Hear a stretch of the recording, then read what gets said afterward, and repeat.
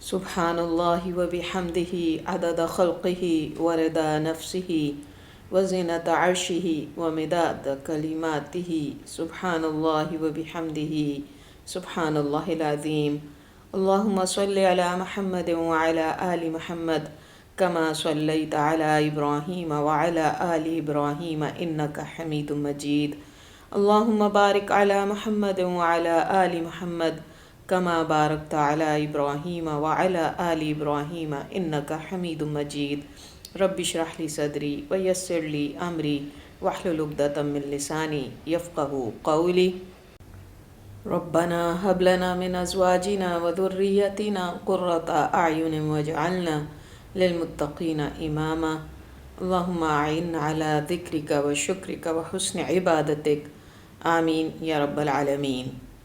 آزمائشیں اور ان پہ صبر آج کا ہمارا ٹاپک ہے انشاءاللہ تعالیٰ، اور اللہ سبحانہ تعالیٰ سے اس دعا کے ساتھ کہ یہ جو کچھ وقت ہم ساتھ گزاریں ہم سب کے لیے فائدہ مند ثابت ہو، اور صرف سننے کی حد تک نہیں، انشاءاللہ تعالیٰ اپنی زندگیوں میں اس کو اپلائی کرنے کے لیے۔ ٹاپک بہت ہی سینسٹیو ہے، اس کے ساتھ ساتھ بہت ہی امپورٹنٹ ہے، تو اللہ سبحانہ تعالیٰ سے اس امید کے ساتھ کہ انشاءاللہ ہر وہ بات جو ہمارے لیے فائدہ مند ہے وہی انشاءاللہ اس محفل میں ہم کریں، اور ہر اس بات سے رکے رہیں کہ جس کا کوئی فائدہ نہیں، آمین یا رب العالمین۔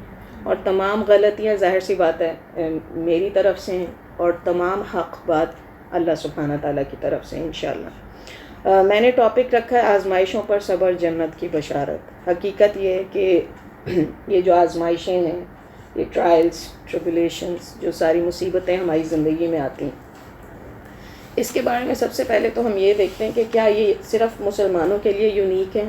تو ایسا نہیں ہے۔ حیرت کی بات یہ ہے کہ جب میں اس کی تیاری کے لیے، اس پریزنٹیشن کی تیاری کے لیے تھوڑی سی میں نے دوسرے مذاہب کے اس میں جا کے آزمائشوں کے بارے میں ان کے یہاں کیا رائے پائی جاتی ہے، جب میں نے وہ تھوڑا سا اس پہ ریسرچ کہہ لیں کی چھوٹی سی، تو مجھے بڑی حیرت ہوئی کہ ہر مذہب میں یہ آزمائش، مصیبت، ابتلا، اس کو نہ صرف یہ کہ ریکگنائز کیا گیا ہے، اس کو جانتے ہیں ہر مذہب میں، اور ہر مذہب ہی اس کے بارے میں جو کانسیپٹ رکھتا ہے، اس کا جو اینڈ پروڈکٹ ہے وہ وہی ہے جو اسلام میں۔ اور میں بڑی حیران ہوئی اس بات کے اوپر، کیونکہ اگر آپ دیکھیں کہ سب سے پہلے ہم چلیں ہندوازم کے بارے میں بات کرتے ہیں، تو آپ کو پتہ ہے ان کے جنم بہت سارے جنموں کا کانسیپٹ ہے کہ یہ 7 جنم ہیں کم از کم، تو وہ ہر جنم کا کانسیپٹ ان کے یہاں کہاں سے آیا؟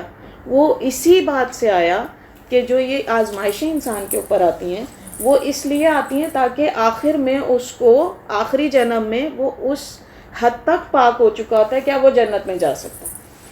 تو یعنی کانسیپٹ آلموسٹ ملتا جلتا ہے جو اسلام کا۔ اسی طریقے سے اگر آپ جودھزم میں دیکھیں تو وہاں پہ بھی یہی کانسیپٹ ہے کہ جب آزمائش آتی ہے انسان کے اوپر تو وہ اس کو اس کے مقام سے بلند کرنے کے لیے آتی ہے، اور اللہ کی محبت اس کے لیے لے کر آتی ہے۔ اسی طرح جب آپ کرسچینٹی میں دیکھیں تو وہاں پہ تو آپ کا حیرت کے مارے برا حال ہو جائے گا۔ آپ یوں کہہ لیں کہ ہر وہ بات جو اسلام میں آزمائش، ابتلا، آفات، مصیبت اس سے متعلق ہے کہ یہ کیوں آتی ہیں، سیم کانسیپٹ کرسچینٹی کے اندر پایا جاتا ہے۔ بلکہ مجھے تو حیرت اس بات پہ ہوئی کہ آخر انہوں نے کیوں اپنے عقیدے کو اتنا پیچیدہ بنا لیا، اللہ کے رسول عیسیٰ علیہ السلام کو خدا مان کے، یا یہ مان کے کہ عیسیٰ علیہ السلام کو سولی پہ اس لیے لٹکایا گیا تاکہ انسانیت کی ساری جو مصیبتیں ہیں وہ ختم ہو جائیں اور گناہ معاف ہو جائیں۔ ضرورت ہی نہیں تھی اس کی، اس لیے کہ جو ان کا کانسیپٹ ہے اس بارے میں مکمل طور پہ ہمارے جیسا۔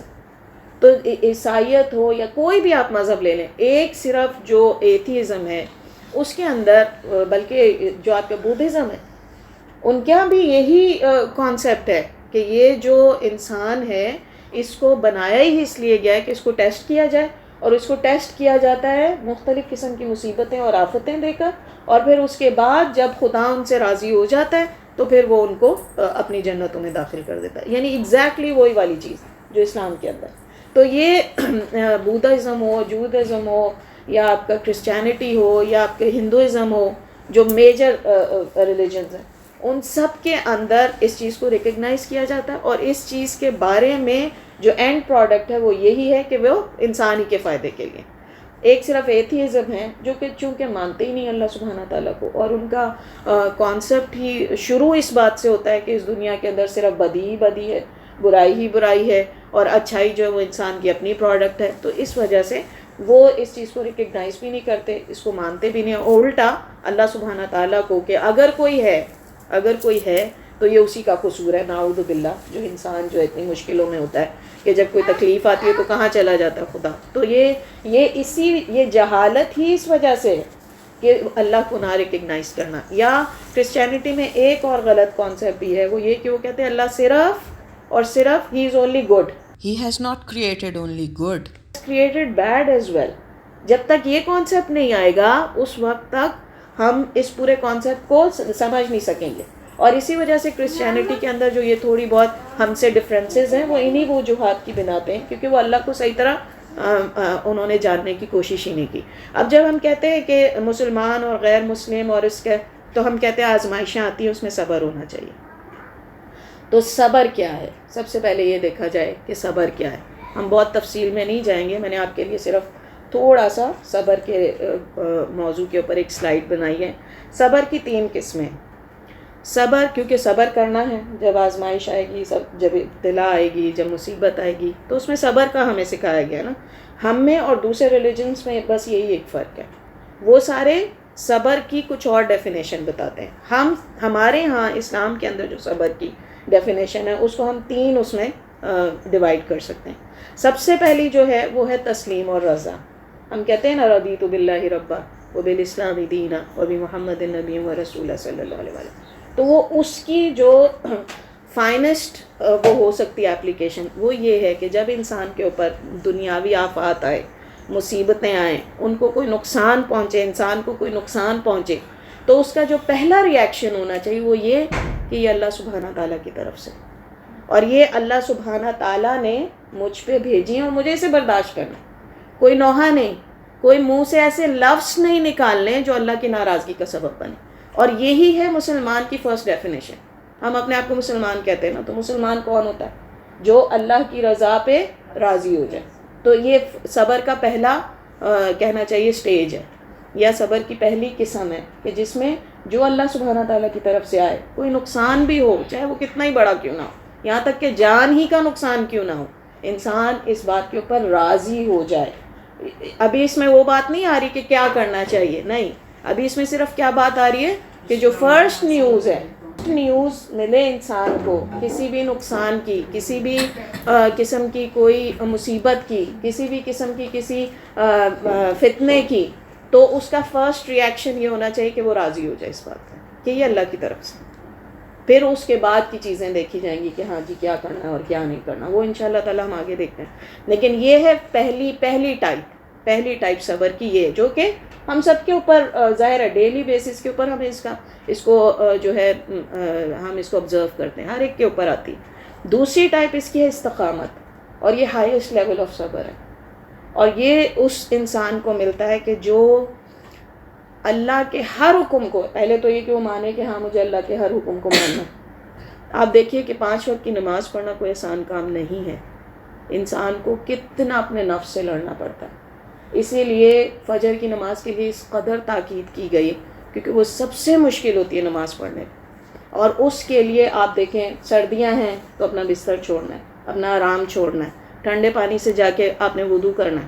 گرمیاں ہیں تو اس کے اندر انسان کے اندر ایک عجیب قسم کی سستی ہوتی ہے, لیکن جب آپ اٹھ کھڑے ہوتے ہیں تو یہ جو صبر ہے. لیکن صبر کہاں پہ آتا ہے؟ وہاں پہ جہاں اللہ کے حکم کو اس کی رضا کے لیے مان لیا جائے, اور جب اس کی رضا کے لیے مانا جائے تو جو تکلیفیں آئیں اس کی راہ میں اس کو برداشت کیا جائے. اصل میں جو صبر ہے وہ تو یہ, اور یہ استقامت شو کرتا ہے. ہم کہتے ہیں نا, ہم اللہ سے مانگتے ہیں یا اللہ ہمیں استقامت دے, دین پہ استقامت دے. کہاں سے آتی ہے وہ استقامت؟ وہ اسی صبر کی بنا پہ آتی, جب انسان یہ کہتا ہے میں ہر مشکل کو برداشت کروں گا, کوئی بات نہیں, اللہ کا حکم ہے, میں نے ماننا ہے اس کو, میں نے اس کے اوپر چل کے دکھانا ہے, اور میں نے کسی قسم کی کوئی شکری نہیں کرنی. اب اس کے سلسلے میں بہت ساری دنیا کے فائدے ہیں, بہت ساری لذتیں ہیں, بہت ساری انٹرٹینمنٹ ہے جو انسان کو چھوڑنا پڑتی ہے. ان سب کو چھوڑنا اور خوشی خوشی چھوڑنا, لیکن یہ ناپسندیدگی نہ آنا صبر ہے اصل میں. یہ ناپسندیدگی جو ہے دل کے اندر تھوڑی دیر کے لیے جو آ جاتی ہے وہ نہ آنا، یہ ہے صبر. اور یہ دوسری ٹائپ ہے صبر کی، اور اس کو کہتے ہیں استقامت، اور یہ ہائیسٹ لیول ہے، صبر کا ہائیسٹ لیول ہے. اور تیسرا لیول جو ہے صبر کا وہ ہے جب شجاعت اور بہادری. یہ جو صبر کا لیول ہے یہ ہے کہ آپ حق کے ساتھ کھڑے ہو جائیں، اور جب آپ کو آپ کے سامنے ہر باطل جو ہے وہ جیتتا ہوا نظر آ رہا ہو، ہر جو جھوٹ ہے وہ جیتتا ہوا نظر آ رہا ہو، اس وقت آپ حق کے ساتھ کھڑے ہوں، then you are a brave person. اور یہ بریوری صرف اسلام کے اندر پائی جاتی ہے. جب بھی ایک مجاہد میدان جنگ میں جاتا ہے اور وہاں پہ جا کے اللہ کی خاطر وہاں پہ کھڑا رہتا ہے، اسے نظر آتا ہے یہ تلوار میری گردن کاٹ دے گی، لیکن وہ اللہ سبحانہ تعالیٰ کے لیے وہاں پہ موجود رہتا ہے، راہ فرار اختیار نہیں کرتا. یہ بہادری، یہ شجاعت کہ انسان کے سامنے کھڑی ہوئی ہیں تکلیفیں، لیکن وہ اس کو قبول کر رہا ہے، وہ اس کو اللہ سبحانہ تعالیٰ کی خاطر جو ہے اس جگہ سے. یعنی لوگ کیا کرتے ہیں؟ خودکشی کر لیتے ہیں، تھوڑی سی کوئی پرابلم آتی ہے خودکشی کر لی. عام ہے ان ریلیجنس میں بھی عام ہے جو اللہ پہ یقین رکھتے ہیں، اس لیے کہ وہ راہ فرار اختیار کرتے ہیں. اسلام میں اس کا اور زیادہ بڑا درجہ ہے. اسلام میں اس چیز کو بہت زیادہ، یعنی اس کو شجاعت اور بہادری کہا گیا. ہمارے یہاں مردانگی، بہادری، یعنی ہم سمجھتے ہیں نا کہ بڑی اونچی کوئی چیزیں، تو یہ ہر مسلمان اس کو اڈاپٹ کر سکتا ہے اگر وہ صبر کی اس کیٹیگری میں آ جائے. اب ان تینوں صبر کی جو وہ ہے اس کو جاننے کے بعد صبر ہوتا کب ہے، سب سے جو اہم چیز ہے وہ یہ جاننے کی ضرورت ہے کہ صبر ہوتا کب ہے. اللہ کے رسول صلی اللہ علیہ وآلہ وسلم ایک قبرستان سے گزر رہے تھے، تو وہاں پہ ایک عورت تھی، نوحہ کر رہی، پیٹ رہی سینے کو، اپنے گالوں کو پیٹ رہی. تو اللہ کے رسول صلی اللہ علیہ وسلم نے پوچھا کہ اس عورت کے ساتھ معاملہ کیا ہے؟ تو لوگوں نے بتایا کہ اس کا بچہ جو ہے وہ مر گیا. ظاہر ہے اولاد کے یعنی تکلیف سے بڑی تکلیف تو شاید ہی ماں کے لیے کوئی ہو. تو اللہ کے رسول صلی اللہ علیہ وسلم نے اسے کہا کہ صبر کرو، اللہ پہ توکل کرو، صبر کرو. تو اس نے آگے سے کہا آپ کو کیا پتہ میرے اوپر کیا گزری ہے، جس تکلیف سے میں گزر رہی ہوں آپ کو کیا پتہ کہ اس تکلیف کی کیا شدت ہے، کیونکہ وہ اللہ کے رسول کو نہیں پہچانتی تھی. تو اللہ کے رسول صلی اللہ علیہ وسلم خاموشی سے وہاں سے چلے گئے. تھوڑی دیر کے بعد لوگوں نے اسے بتایا کہ تمہیں پتہ ہے کہ وہ کون تھے جن سے تم نے اس طرح بات کی ہے؟ تو اس کو بہت ندامت ہوئی، گئی اللہ کے رسول صلی اللہ علیہ وسلم کے پاس اور جا کے کہنے لگی کہ مجھے معاف کریں کہ اس طرح میرے منہ سے ایسے الفاظ نکلے، مجھے نہیں پتہ تھا کہ آپ اللہ کے رسول ہیں. تو اللہ کے رسول صلی اللہ علیہ وسلم نے کہا کہ صبر تو یہی تھا، صبر تو یہ ہے جو صدمے کے آغاز میں کیا جائے.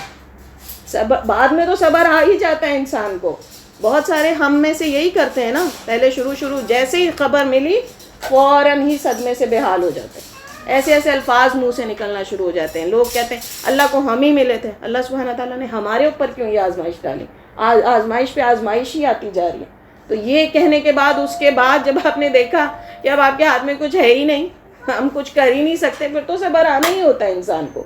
وہ صبر نہیں ہے، وہ صبر نہیں ہے. دا فرسٹ ریئیکشن وہ بتاتا ہے کہ صبر ہے انسان کے اندر یا نہیں ہے. جیسے ہی بری خبر ملے، جیسے ہی کوئی آفت سامنے آ کھڑی ہو، جیسے ہی کسی تکلیف میں انسان مبتلا ہو، اس وقت وہ کہے شکر الحمدللہ، اس وقت کہے کہ ہاں اللہ سبحانہ تعالیٰ میں اس تقدیر کے اوپر راضی ہوں. وہ ہے صبر.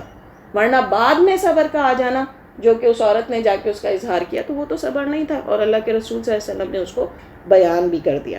اس کے بعد ہم چلتے ہیں انشاءاللہ تعالیٰ. اب جب ہم نے یہ ساری چیزیں تھوڑی سی وہ دیکھ لی ہیں تو آزمائشیں آتی کیوں؟ آزمائشیں، یہ مصیبتیں، یہ مشکلیں، یہ کیوں اللہ سبحانہ تعالیٰ ہمارے اوپر ڈالتا ہے؟ ہمارا رب رحمان ہے، رحیم ہے، لیکن اس کے باوجود وہ اپنے بندوں کے اوپر یہ آزمائشیں کیوں ڈالتا ہے؟ سب سے پہلی بات جو ہم بچپن سے سنتے آ رہے ہیں اور ہم سب کو پتہ بھی ہے وہ یہ کہ یہ دنیا دارالعمل ہے اور آخرت جزا کی جگہ ہے. اور اللہ سبحانہ تعالیٰ نے اس دنیا کے اندر ان آزمائشوں، ان مصیبتوں میں مسلمان، نان مسلم سب کو ایک برابر اس کے اندر جو ہے وہ جمع کیا ہے. دونوں پہ آئیں گی، ان پہ بھی آئیں گی، ہم پہ بھی آئیں گی، لیکن ہمارے لیے جو ملنے والا ہے، جو اس کے رزلٹ کے طور پہ، جو اس کے یعنی صبر کرنے کے بعد جو ہمیں ملنے والا ہے فائدہ، وہ ہے جنت کی صورت میں. اور جو کافروں کو یا نان مسلمس کو ملنے والا ہے وہ جہنم کی صورت میں، باوجود اس کے کہ انہی مصیبتوں اور مشکلوں سے وہ بھی گزریں گے. اس کے باوجود کہ انہی مصیبتوں اور مشکلوں کی جو تکلیفیں انہیں بھی اٹھانی پڑیں گی، لیکن ایمان نہ ہونے کی وجہ سے اس ساری ایکسرسائز کا انہیں کوئی فائدہ نہیں ہونے والا. وہ جہنم میں جائیں گے اور مسلمان جو ہیں وہ جنت میں جائیں گے. اب یہ اتنا بڑا فائدہ ہے. وہی والی بات ہے نا, کسی کو اگر وہ ابھی جو ملکہ مری ہے اس کے تاج کا کوہ نور ہیرا چاہیے تو اس کی قیمت جو جتنی بڑی وہ ہے چیز اتنا بڑا اس کی قیمت ہے. تو جنت بھی کوئی چھوٹی چیز تو نہیں ہے, جنت تو بہت بڑی چیز ہے. اتنا بڑا انعام جس کا انسان کا دل دماغ احاطہ ہی نہیں کر سکتا. تو اتنے بڑے انعام کے لیے کیا ہم سمجھتے ہیں کہ بس صرف 5 وقت کی نمازیں اور رمضان کے روزے ہمیں لے کر چلے جائیں گے وہاں؟ نہیں, اللہ سبحانہ تعالیٰ جنت میں طیب اور پاک چیزوں کو ڈالے گا. طیب اور پاک لوگ, چیزیں کہہ دیا میں نے, I'm sorry. طیب لوگوں کو اللہ سبحانہ تعالیٰ جنت میں ڈالے گا, کیونکہ جنت پاک ہے, جنت طیب ہے. اس وجہ سے اللہ سبحانہ تعالیٰ جنت میں ڈالے گا بھی انہی لوگوں کو جو پاک اور طیب ہوں گے. اس کا مطلب ہے ہم دنیا میں جب ہوتے ہیں تو مکمل طور پہ پاک نہیں ہوتے, اور ہمیں پاک اور طیب کیا جانے کی ضرورت ہے. تو اللہ سبحانہ تعالیٰ ہمیں پاک اور طیب کرنے کے لیے, جس طرح سب سے پہلے اللہ سبحانہ تعالیٰ کی جو ذکر ہم سورہ عنکبوت میں پڑھتے ہیں, جو آیت, اللہ سبحانہ تعالیٰ فرماتے ہیں الف لام میم احسب الناس ان یترکوا ان یقولوا آمنا وهم لا یفتنون. اللہ سبحانہ تعالیٰ کہتے ہیں کیا لوگوں نے یہ سوچ رکھا ہے کہ ان کے صرف یہ کہہ دینے پہ کہ ہم ایمان لے آئے, کہ ان کا یہ کہہ دینا کہ ہم مسلمان ہیں, انہیں بغیر آزمائے ہوئے ہی چھوڑ دیا جائے گا؟ لوگوں کا یہ کہہ دینا ہی کافی ہے کہ ہم مسلمان ہیں. پھر اللہ سبحانہ تعالیٰ فرماتے ہیں وَلَقَدْ فَتَنَّ الَّذِينَ مِن قَبْلِهِمْ فَلَيَعْلَمَنَّ اللَّهُ الَّذِينَ صَدَقُوا وَلَيَعْلَمَنَّ الْكَاذِبِينَ. اب دیکھیں کتنا بڑا اللہ سبحانہ تعالیٰ نے وہ کرائٹیریا رکھ دیا ہے. اللہ سبحانہ تعالیٰ کہتے ہیں کہ نہیں, پہلے والوں کو بھی آزمایا گیا تھا, پہلے والوں کو بھی آزمایا گیا تھا. اللہ تعالیٰ ان کو بھی آزمائے گا تاکہ جان لے کہ جھوٹا کون ہے. آپ دیکھ رہے ہیں آزمائشوں کے ذریعے اللہ کے ہاں جھوٹے اور سچے کی پہچان ہوگی. تو یہ آزمائشیں اور ابتلا یعنی جھوٹا اور سچا. ہم تو جھوٹ اور سچ کس کو کہتے ہیں؟ جو بات کرتے ہوئے جھوٹ سچ نہیں, یہاں پہ ایمان کی کسوٹی, اس کو جھوٹ اور سچ کہا گیا. پھر اللہ سبحانہ تعالیٰ, اور پھر یہ جو اس حال کے اندر, یعنی وہی والی بات جو شروع میں ہم نے کہا کہ جو کہتا ہے ہم مسلمان ہیں, جو کہتا ہے جو میں راضی ہوں اللہ کے ہر فیصلے پہ, تو یہ یہاں پہ پتہ چلے گا وہ کتنا سچا اور کتنا جھوٹا ہے. اللہ سبحانہ تعالیٰ اس کو الگ کریں گے. پھر اسی طریقے سے کامیابی اور نجات کے لیے اللہ سبحانہ تعالیٰ کامیاب کرنے کے لیے لوگوں کو, اس کے لیے تاکہ طیب اور خبیث کو الگ الگ کر دیں, طیب کو اور خبیث کو الگ الگ کر دیں. تو اس کا مطلب یہ ہے کہ سب میں طیب اور خبیث پائے جاتے ہیں, ہر انسان کی کیٹیگری کے اندر چاہے کوئی بھی, ان کے اندر طیب اور خبیث پائے جاتے ہیں. اللہ تعالیٰ خبیث ہم جانتے ہیں منافق ہے نا, مسلمانوں ہی کے اندر ہوتے ہیں نا منافق, تو اللہ سبحانہ تعالیٰ منافقوں کو اور مسلمانوں کو الگ کر دیں. یہ بھی جو ہے یہ آزمائشوں ہی کے ذریعے پتہ چلتا ہے. تو ہم سب نے سیرت النبی پڑھی بھی ہے نا. کیا کیا تھا عبداللہ بن ابی نے غزوہ احد کے موقع پہ؟ اپنے ساتھی لے کے واپس مڑ گیا تھا. پہلے تو تیار تھا, راستے میں آ کے واپس. کیوں, کیا کہا تھا اس نے؟ مقصد اس کا یہی تھا نا, مسلمانوں کو کمزور کر دینا مسلمانوں کے, ان کے حوصلے بست کر دینا. اور کہنا اس کا یہ تھا کہ میری بات کیوں نہیں مانی گئی؟ بھئی آپ کی بات کیوں مانی جائے جب رسول آپ کے درمیان میں موجود ہے؟ تو منافق کیا کرتا ہے؟ منافق ایسے ہی موقع کے اوپر آ کے وہ اپنے اندر کا نفاق نکال کے اللہ کے فیصلے پہ میں راضی نہیں ہوں. اس کا اللہ کے رسول صلی اللہ علیہ وسلم سے ڈفر کرنا اللہ کے ساتھ ڈفر کرنا تھا, کیونکہ جب اللہ کے رسول صلی اللہ علیہ وسلم مان گئے ان صحابہ کی بات, تو پھر وہ کون ہوتا تھا بیچ میں وہ بات کرنے والا؟ تو یہ اللہ سبحانہ تعالیٰ انسان یعنی کون منافق ہے کون مسلمان ہے, یہ اس لیے نہیں کہ کوئی کسی کو پوائنٹ آؤٹ کرے تم منافق ہو تم, یہ اس لیے کہ انسان کو خود پتہ ہو کہ میرے اندر تو کوئی منافقت نہیں پائی جاتی, اگر ہے ایسی کوئی بات تو میں اس کو دور کر لوں. لیکن اللہ سبحانہ تعالیٰ یہ آزمائشیں اس لیے بھی بھیجتے ہیں, جیسے اللہ سبحانہ تعالیٰ سورہ آل عمران میں 179 میں فرماتے ہیں ما کان اللہ لیذر المؤمنین علی ما انتم علیہ حتی یمیز الخبیث من الطیب وما کان اللہ لیطلعکم علی الغیب. جس حال پر تم ہو اس پر اللہ تعالیٰ ایمان والوں کو نہ چھوڑے گا جب تک کہ پاک اور ناپاک کو الگ نہ کر دے, اور نہ ہی اللہ تعالیٰ ایسا ہے کہ تمہیں غیب سے آگاہ کر دے. اگر انسان کو یہ پتہ چل جائے کہ کل میرا ایکسیڈنٹ ہونے والا ہے, کل میں بیمار ہو جاؤں گی, کل میرے بچے کے ساتھ یہ ہو جائے گا، کل میرے شوہر کے ساتھ یہ ہو سکتا ہے، کل میرے خاندان پہ کوئی ایسی مصیبت آ سکتی ہے. آپ سوچیں کہ کیا وہ آرام سے زندگی گزار سکے گا وہ انسان؟ کیسی تکلیف دہ اس کی وہ زندگی ہوگی. وہ روک بھی نہیں سکتا اس کو، لیکن اس کے ساتھ ساتھ وہ کچھ کر بھی نہیں سکتا وقت سے پہلے جب تک اس کے ساتھ وہ ہو نہ جائے. اور پھر ہاں البتہ دعائیں کر سکتا ہے، لیکن کیا ہم میں سے کسی کی اتنی اسٹرینتھ ہوتی ہے مینٹل کہ ہم ایسی خبر سنیں کہ یہ ہونے والا ہے؟ ہمیں تو یہ پتہ چل جائے ڈالر کی قیمت کم ہو گئی پاکستان میں، تو لوگوں کی راتوں کی نیندیں جو ہے وہ ہو جاتی. تو ہم میں کوئی ہوتا ہے جو اٹھ کے بیٹھ کے دعائیں مانگے اور اللہ سبحانہ تعالیٰ سے کہے کہ اس قدر کو ٹال دے میرے اوپر سے؟ نہیں. کیا کریں گے؟ الٹا اور ڈپریشن کا شکار ہو جائیں گے. اس لیے اللہ سبحانہ تعالیٰ غیب کی کسی کو علم نہیں دے گا، لیکن مومن کی حالت بدل کے رہے گی. صرف مسلمان کو یہ یقین آ جانا چاہیے کہ اللہ سبحانہ تعالیٰ اگر مومن کو، مسلمان کو کسی آزمائش میں ڈالتا ہے تو اس کو ہمیشہ اس حال میں نہیں رکھے گا، یقیناً اس میں سے نکال دے گا. اگر موت بھی آ جائے گی اس حال کے اندر، اگر اس آزمائش کے نتیجے میں موت بھی آ جائے گی تو اس کا رزلٹ جو ہے یعنی مرنے کے بعد اس کو اس حالت میں لے جائے گا جو سب سے بہترین حالت ہے.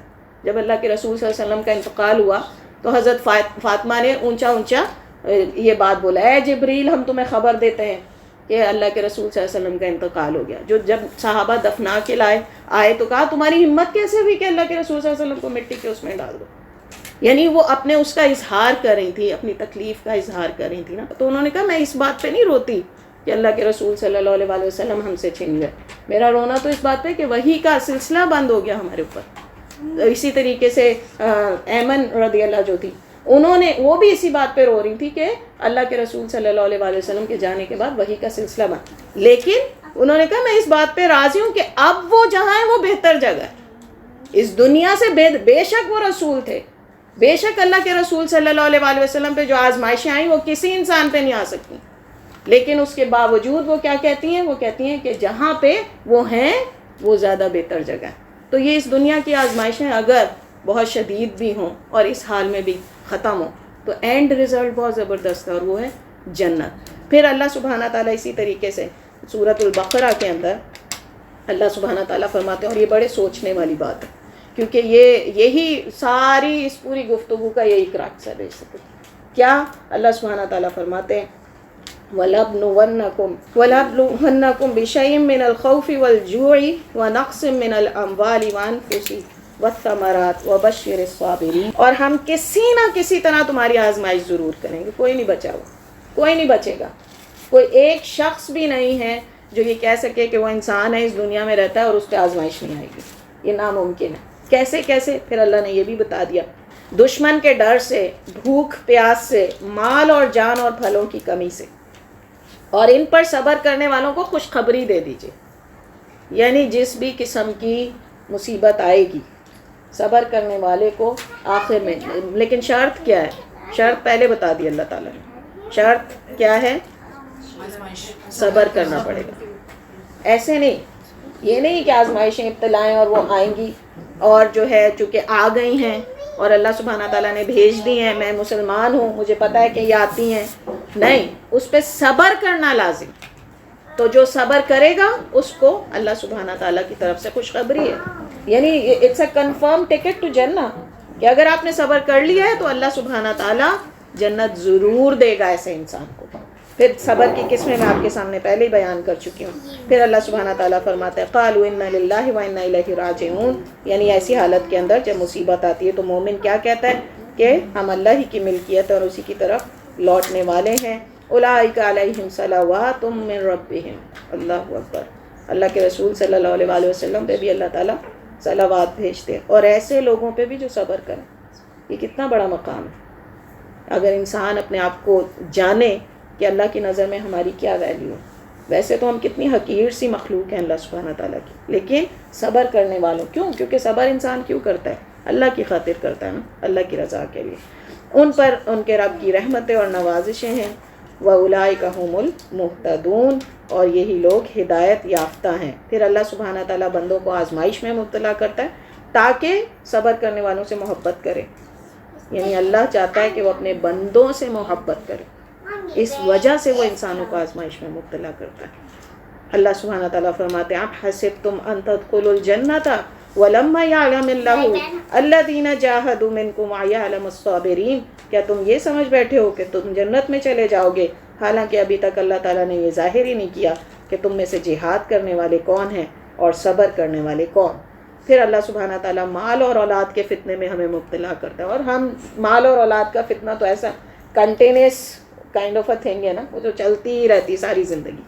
تو آپ سوچیں کہ ہر روز جب بھی یہ مال اور اولاد کا فتنہ ہے، ساتھ ہی وہ ایک میرے کولیگ تھے، وہ کیا کرتے تھے، انہوں نے ایک ڈائری بنائی ہوئی تھی، چھوٹی چھوٹی سی باتیں، سبحان اللہ، ہر وہ بات کہتے تھے آج میں نے اتنا اجر کمایا اس بات کی وجہ سے، آج میں نے اتنا اجر کمایا اس بات کی، سبحان اللہ۔ انہوں نے پوری ایک، یعنی وہ اتنی موٹی ان کی ڈائری، میں دیکھ کے حیران، اور جب سے انہوں نے یعنی یہ سمجھا تھا اس وقت سے انہوں نے وہ بنائی ہوئی تھی، اور اس کے اندر وہ جائے تو میں ان کو کہتی تھی، میں نے کہا اس کو آپ نگیٹ کرتے جاتے اپنے گناہوں کے ساتھ، تو ان کا میں استغفر اللہ کر لیتا ہوں، وہ تو اللہ تعالیٰ ویسے ہی صاف کر دیتے میرا عمل۔ یعنی یہ ایسا یقین ہونا چاہیے اللہ کے اوپر کہ میری نیکیاں اللہ سبحانہ تعالیٰ انٹیکٹ رکھے گا، لیکن میرے گناہوں کو اللہ سبحانہ تعالیٰ میرے اس سے نامہ اعمال سے مٹا دے گا اگر میں سچے دل سے توبہ کروں، اور اس پہ کوئی اثر نہیں آئے گا۔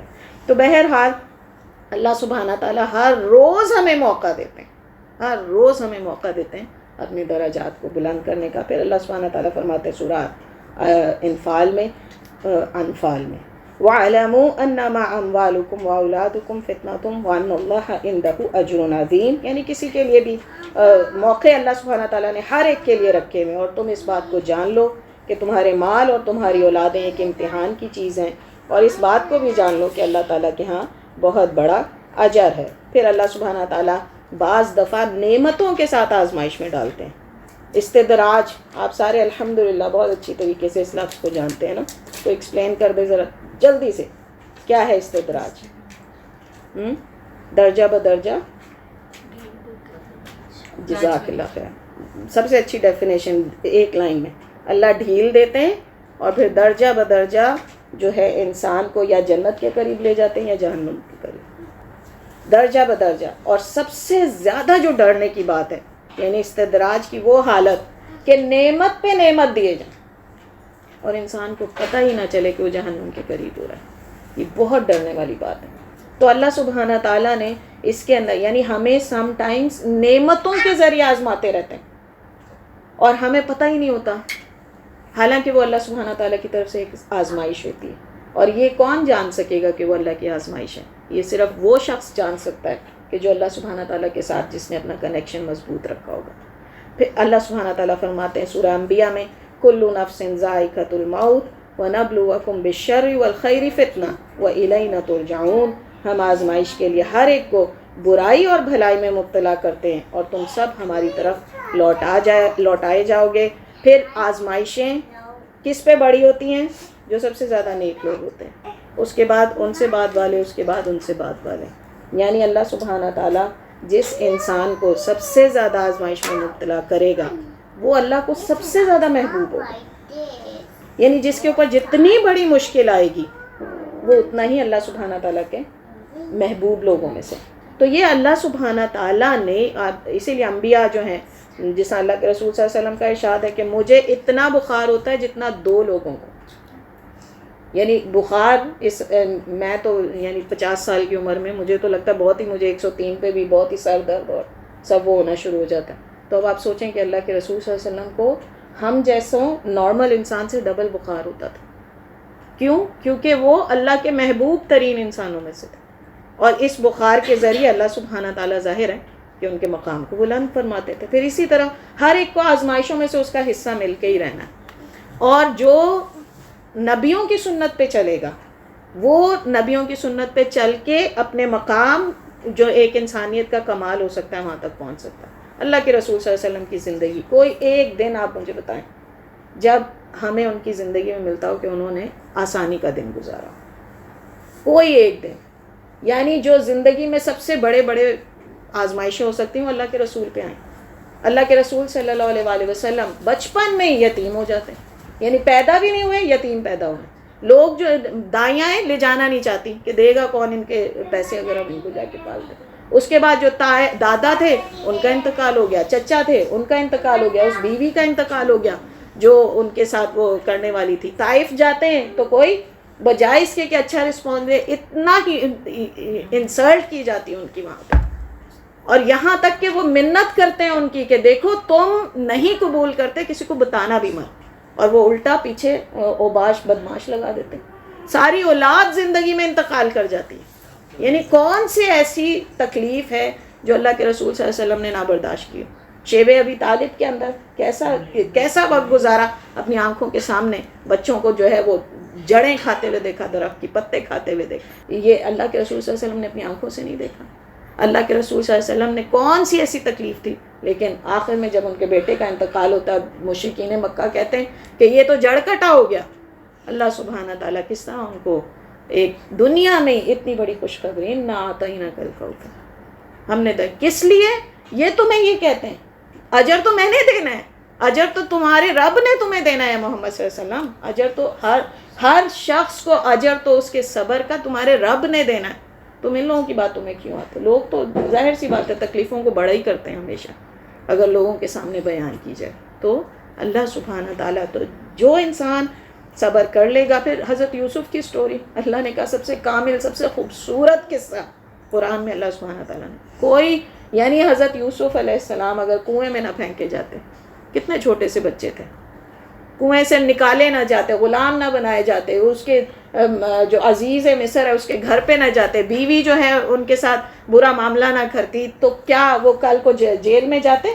نہ جیل میں جاتے, اور نہ ہی جو ہے وہ وہاں کے مصر کے وہ بنا دیے جاتے عزیز. تو کیسے ہوا یہ سارا کچھ؟ تکلیف پہ تکلیف پہ تکلیف اٹھائی. موسیٰ علیہ السلام کو دیکھ لیں کیا ہوا ان کے ساتھ, قتل کیا اور پھر اس کے بعد جو ہے وہاں سے بھاگے, اپنا ملک تک چھوڑنا پڑا, لیکن جب واپس آتے ہیں وہ نبی بنا دیے جاتے ہیں. تو یہ تکلیفیں اور یہ آزمائشیں یہ تو آئیں گی, لیکن ان پہ صبر صرف وہ کر سکیں گے جو ان نبیوں کی سنت پہ چلنے والے.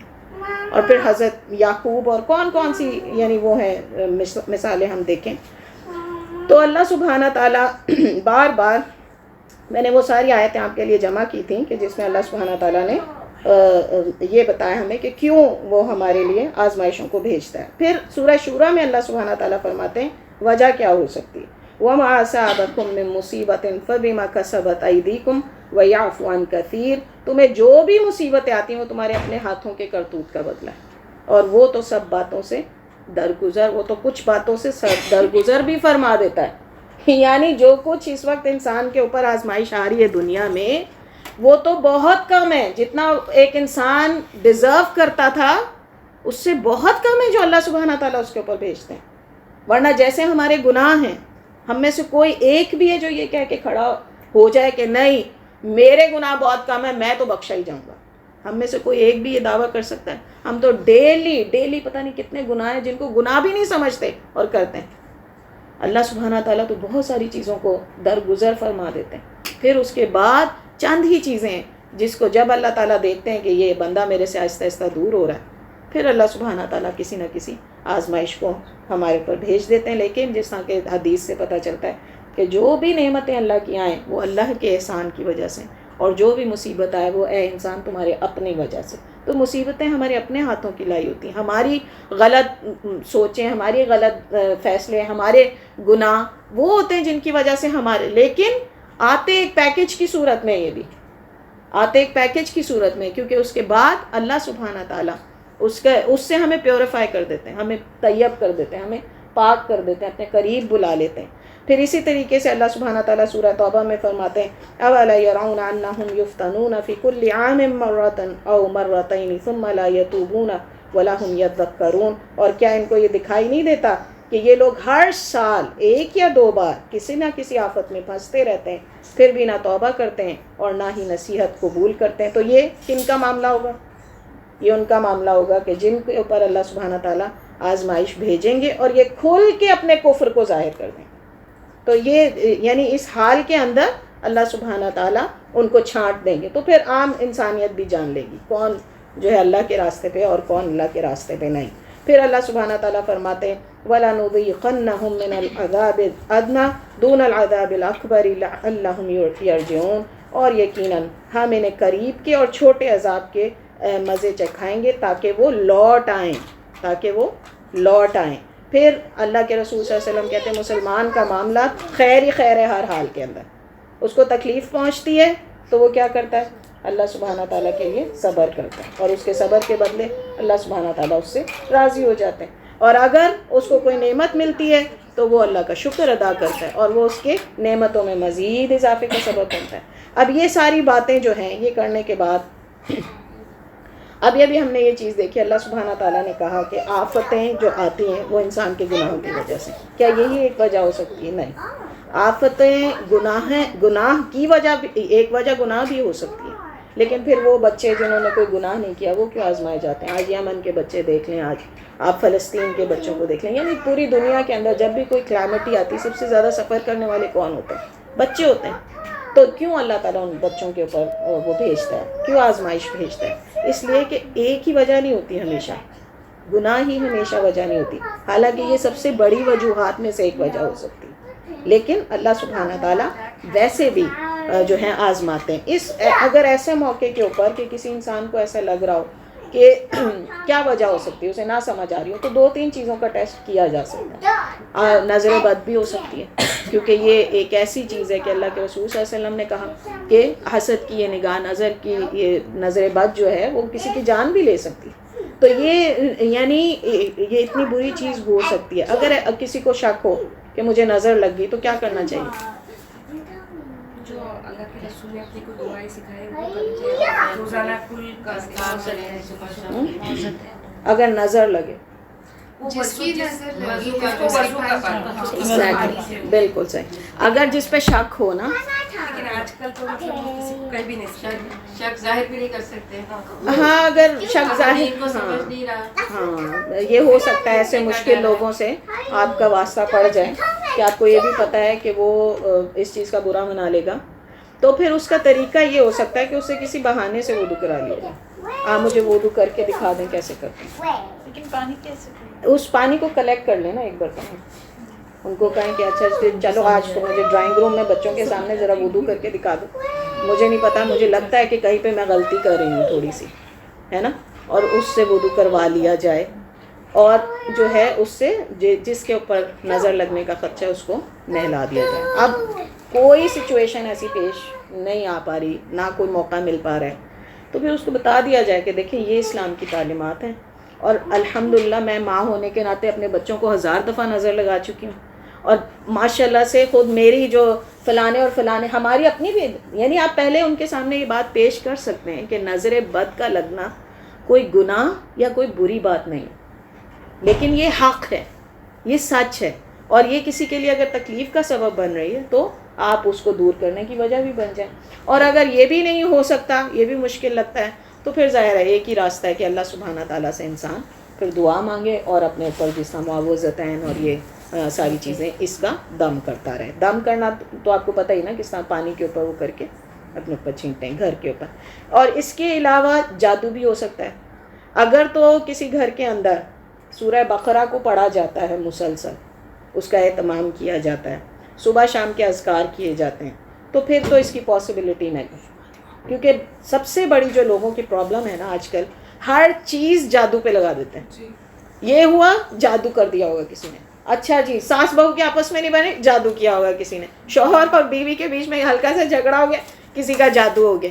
یہ یعنی اور کچھ. ایک خاتون نے مجھے فون کر کے کہا میری جو چیزیں ہیں نا الماری میں سے وہ مجھے اس جگہ نہیں ملتی جہاں پہ میں رکھتی ہوں.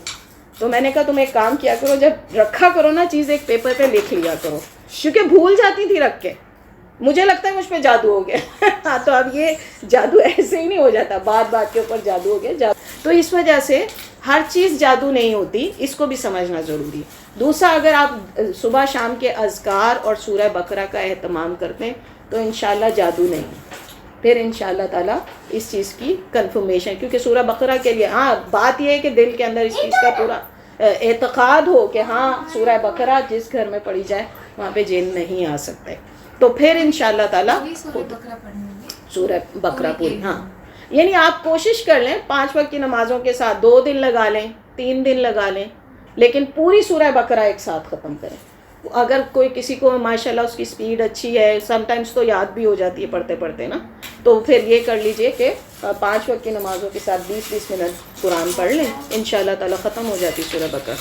اور اگر یہ شروع میں مشکل لگتا ہے تو پھر سورہ بقرہ کو آن رکھیں، کسی ڈیوائس پہ گھر میں لگا کے اس کو آن رکھیں تاکہ وہ کم از کم سنی بھی جاتی رہے نا ساتھ ساتھ، کیونکہ اثر تو انشاءاللہ اس کا بھی ہوگا. تو کم از کم سورہ بقرہ کو، لیکن اس کو ہیبٹ نہ بنائیں جب تک آپ کو خود نہیں عادت ہو جاتی سورہ بقرہ پڑھنے کی.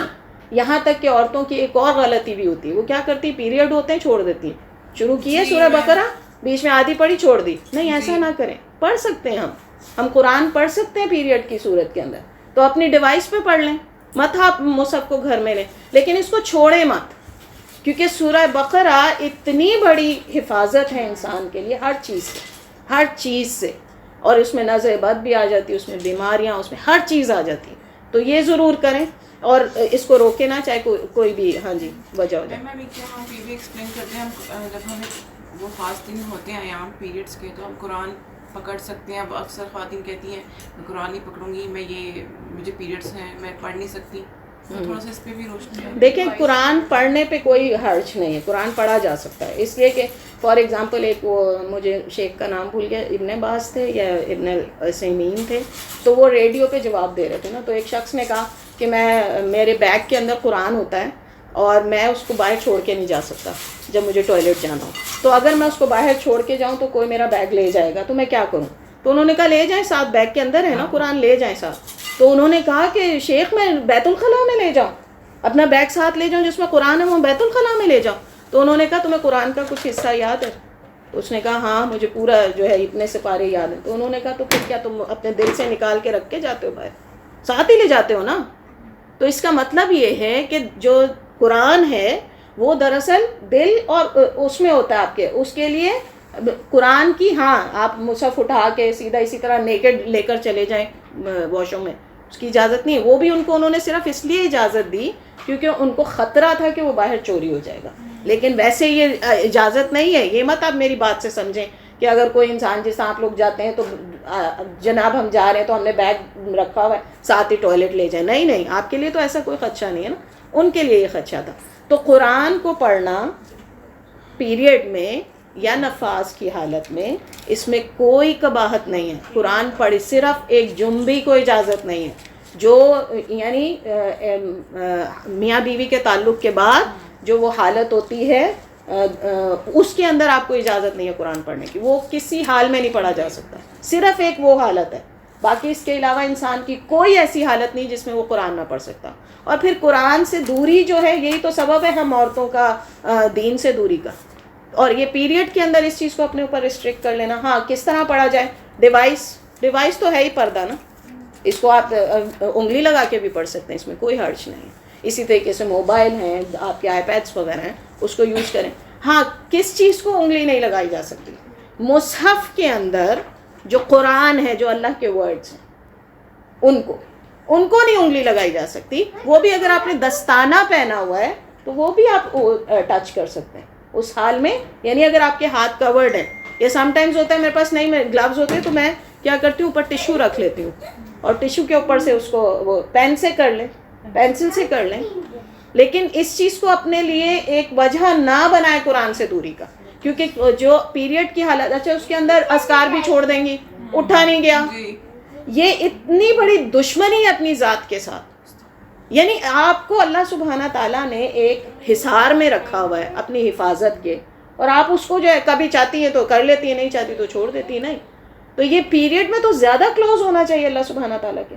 تو اپنے اذکار کا چاہے کوئی، اور اذکار تو زبانی الحمدللہ یاد ہو چکے ہوتے ہیں، اتنے ہم کرتے ہیں اس کو، نہیں بھی ہیں تو آپ بک سے دیکھ کے پڑھ لیں، لیکن نہ اذکار چھوڑیں اور نہ سورہ بقرہ. پھر اس کے بعد انشاءاللہ تعالیٰ یہ جو بھی آزمائشیں ابتلا ہے تو اس پہ اللہ تعالیٰ صبر بھی دے دے گا. پھر اسی طریقے سے استغفار کا جو فائدہ ہے سب سے بڑا، ایک امام جو ہے کے پاس کوئی شخص آیا تو اس نے آ کے کہا کہ میں جو بیمار بہت رہتا ہوں، انہوں نے کہا استغفار پڑھا کرو، بھیج دیا اس کو. دوسرا آیا، اس نے آ کے کہا میری اولاد بڑی نافرمان ہے، انہوں نے کہا استغفار پڑھا کرو. تیسرا آیا، اس نے کہا میری بیوی میری بات نہیں سنتی، انہوں نے کہا استغفار پڑھا کرو. چوتھا آیا، اس نے کہا میرا کاروبار نہیں جمتا، انہوں نے کہا استغفار پڑھا کرو. تو ان کے جو شاگرد بیٹھے تھے انہوں نے کہا کہ یہ کیا معاملہ ہے, لوگوں کے مسئلے مختلف ہیں اور آپ جواب سب کو ایک ہی دیے جا رہے ہیں, استغفار پڑھو, کیوں؟ تو انہوں نے کہا اس لیے کہ ہمارے بہت سے ایسے گناہ ہوتے ہیں جن کا ہمیں پتہ ہی نہیں ہوتا, ہم ان کو وہی والی بات ہم سمجھ ہی نہیں رہے ہوتے وہ گناہ, اور وہ ہماری اور اللہ کے بیچ میں ایک پردہ بن جاتے ہیں, نہ ہماری دعائیں قبول ہوتی ہیں, نہ اللہ سبحانہ تعالیٰ ہماری طرف نظر کرم فرماتے ہیں, کیونکہ ہمارے گناہ بیچ میں ہوتے ہیں. تو اگر وہ گناہ ہٹ جائے گا, خود ہی اللہ سبحانہ تعالیٰ کی رحمت بھی نازل ہونا شروع, پھر سارے مسئلے بھی حل ہو جائیں گے لوگوں کے. تو یہ استغفار کا بہت زیادہ اہتمام کریں جب بھی موقع ملے, بجائے اس کے کہ انسان جو ہے وہ الٹی سیدھی سوچوں میں, سم ٹائمز ہوتا ہے ہم بیٹھے ہوتے ہیں دیوار کو تکے جا رہے ہوتے ہیں, اس کا کوئی فائدہ نہیں. اس سے بہتر اپنی زبان کو ہلا لیں, کچھ ذکر کر لیں, کوئی استغفار پڑھ لیں, تو انشاءاللہ تعالیٰ اس کے بھی بہت فوائد ہے. رات کے اذکار کی اگر پابندی کر سکے بہت اچھی بات ہے. اگر رات کے اذکار جو ہے یعنی آخری 2 آیتیں سورۃ الملک, تھوڑے سے بیڈ پہ جانے کے جو اذکار تھے جو اللہ کے رسول صلی اللہ علیہ وسلم, آیت الکرسی, معوذتین اپنے اوپر پڑھ, بیڈ کو جھاڑیں, یہ تھوڑے سے ان چیزوں کا بھی اہتمام کریں. یہ بھی انسان کو جادو سے بھی بچاتی ہے. آپ کو پتہ ہے کہ یہ بھی, یہ جو حالت کا بدل دینا بستر کا اور اس کا, وہ بھی انسان کو جادو اور اس سے بچاتی. تو اور کپڑے پہنتے ہوئے بسم اللہ پڑھیں, چھوٹی چھوٹی چیزوں کا انشاءاللہ تعالیٰ. ان ساری باتوں کا ایک کنکلوژن 18 فائدے میں نے آپ کے لیے جو ہے وہ نکال کے وہ رکھے ہیں. کیا ہے آزمائش پر صبر کرنے کے 18 فائدے؟ پہلا, انسان کو پتہ چلتا ہے اس دنیا میں اللہ کے حکم کے بغیر کچھ نہیں ہو سکتا. اللہ کا قہار ہے, صرف اللہ سبحانہ تعالیٰ ہی ہے جو اس دنیا کا مالک ہے. اس میں ہونے والا ہر کام صرف اللہ سبحانہ تعالیٰ کے اذن سے ہوتا ہے. اگر مجھ پہ بیماری آئی ہے, اگر کسی کی موت ہوئی ہے, اگر کسی کے خدا نخواستہ بچے کے ساتھ کوئی برا ہوا ہے, اگر میرے شوہر کی جاب چلی گئی, اگر میرے کچھ بھی جو میرے ساتھ ہوا ہے, کیوں ہوا ہے؟ کیونکہ اللہ سبحانہ تعالیٰ کے اذن میں تھا, اللہ نے کیا ہے, اور اللہ سبحانہ تعالیٰ اس پہ پوری قدرت رکھتا ہے. اللہ کے قہار ہونے کا ہمیں ادراک ہوتا ہے. پھر دوسری بات, انسان کتنا کمزور ہے, کس کا ضعف النفس, ضعف انسان کس قدر ہم یعنی کمزور ہیں کہ اگر اللہ سبحانہ تعالیٰ کی رحمت ہم پر نہ ہو تو یہ ساری ابتلائیں, یہ ساری مشکلیں ہم سے دور نہیں ہو سکتی. اس کا فائدہ کیا ہوتا ہے؟ انسان مخلص ہو جاتا ہے صرف اللہ کے لیے, صرف اللہ کے لیے وہ مخلص ہو جائے. جب کرنا ہی اللہ نے ہے, میری حالت ہی اللہ نے بدلنی ہے, تو میں کسی اور انسان کی طرف کیوں دیکھوں, میں کسی اور انسان سے کیوں کسی قسم کی کوئی وہ لگاؤں مدد, کیوں نہیں کرنا تو اللہ نہیں ہے میرے لیے. تو اس کا ہر نیکی کا عمل خالص ہو جائے گا اللہ سبحانہ تعالیٰ کے لیے. یہ بہت بڑے بڑے فائدے ہیں جو عام طور پہ انسان کو نہیں حاصل ہوتے. یہ صرف کب ہوتے ہیں؟ جب اس کے اوپر کوئی آزمائش آتی ہے, جب اس پہ کوئی تکلیف آتی ہے, جب اس پہ کوئی مصیبت آن پڑتی ہے, پھر یہ فائدے اس کو حاصل ہوتے ہیں. پھر انسان کا توکل اللہ سبحانہ تعالیٰ کے اوپر, جب وہ کہتا ہے میری حالت اللہ نے بدلنی, تو کس پہ توکل کرے گا؟ اللہ سبحانہ تعالیٰ کے اوپر. پھر اسی طریقے سے ایک حلم لفظ, اللہ کا نام ہے نا الحلیم, اسی طریقے سے حلم لفظ کے اوپر جب میں یہ لکھ رہی تھی اور میں جو لیکچر سن کے اس سے لکھ رہی تھی, انہوں نے حلم کی اتنی زبردست ڈائمنشنز بتائیں, وہ میں ساری اس وقت آپ کے سامنے نہیں رکھ سکتی. لیکن حلم دراصل, حلم میں اور صبر میں کیا فرق ہے؟ صبر بالکل ڈفرینٹ چیز ہے اور حلم بالکل ڈفرینٹ چیز ہے. حلم کیا ہے؟ حلم یہ ہے کہ انسان اپنی عقل کو جگائے رکھے, اس کی عقل معاف نہ ہو جائے جب اس پہ کوئی تکلیف آئے, یہ حلم.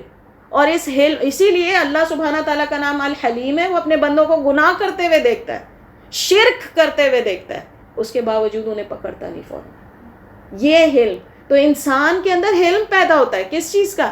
وہ کہتا ہے کہ ہاں یہ جو مصیبت میرے اوپر آئی ہے, یہ جو اللہ سبحانہ تعالیٰ نے مجھے آزمائش کے اندر ڈالا ہے, یہ اللہ سبحانہ تعالیٰ کی طرف سے آنے والی وہ آزمائش یا وہ ہے جس کے ذریعے اللہ مجھے ٹیسٹ کرنا چاہتا ہے. مجھے اپنے دماغ کو جگہ پہ رکھنا ہے, دیکھنا ہے مجھے کرنا کیا ہے, بجائے اس کے کہ وہ اپنے آپے سے باہر ہو جائے.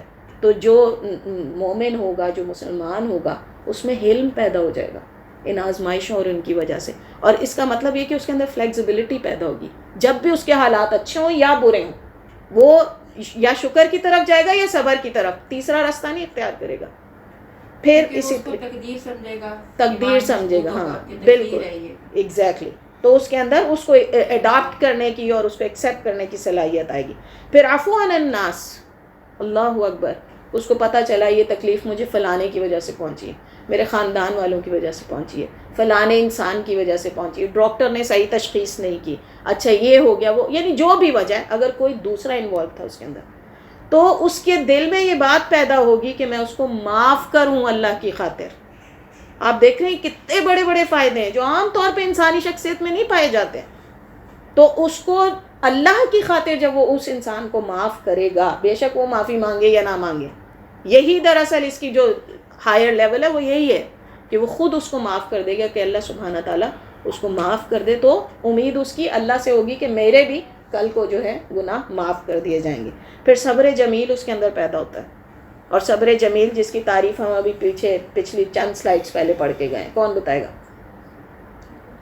ایسا صبر جو اول وقت میں صبر کیا جائے کہ انسان سمجھے کہ یہ قدر اللہ کی تقدیر ہے میری، اور اس پہ صبر کر لے تو اسی کے لیے جنت ہے. کیونکہ صبر کی دو چیزیں ہیں، ایک تو صبر کرنا، اس پہ اجر ہے. صبر آنا یہ کہ آپ پورا سال روتے رہے کہ یہ ضائع ہو گیا، جانی نقصان، مالی نقصان، اس کے بعد ظاہر انسان 1 سال 6 مہینے روئے گا، اس کے بعد تو نہیں روئے گا.